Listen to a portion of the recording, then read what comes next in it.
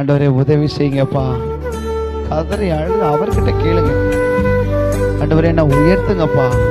ஆண்டவரே உம்மிடத்துல இருக்கிற கிருபையை தாங்க ஆண்டவரே. ஆண்டவரே என் வெக்கத்தை எல்லாம் மாற்றுங்க ஆண்டவரே. ஆண்டவரே என் சூழ்நிலையெல்லாம் மாற்றுங்க ஏசப்பான்னு அவர்கிட்ட கேளுங்க.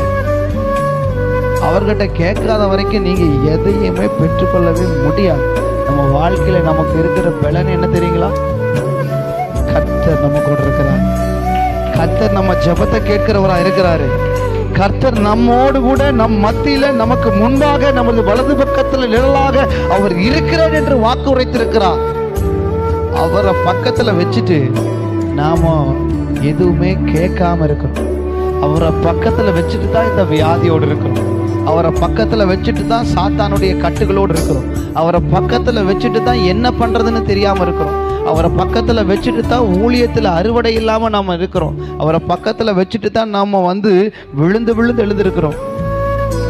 அவர் என் பக்கத்துல இருக்கிறார் என்று விசுவாசிக்கிற நீங்கள் அவர்கிட்ட கேளுங்க. அவர்கிட்ட ஹெல்ப் கேளுங்க. ஆண்டவரே, நீங்க என் வலது பக்கத்துல நல்லா சும்மா வேலை இல்லாம நின்று இருக்காரு. அவரு உனக்கு உதவி செய்ய நின்று இருக்கிறார்.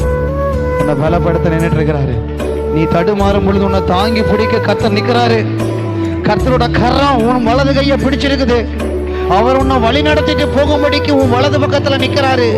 அவர் உனக்கு துணை செய்யும்படிக்கு உன்னோட கூட இருக்கிறாரு.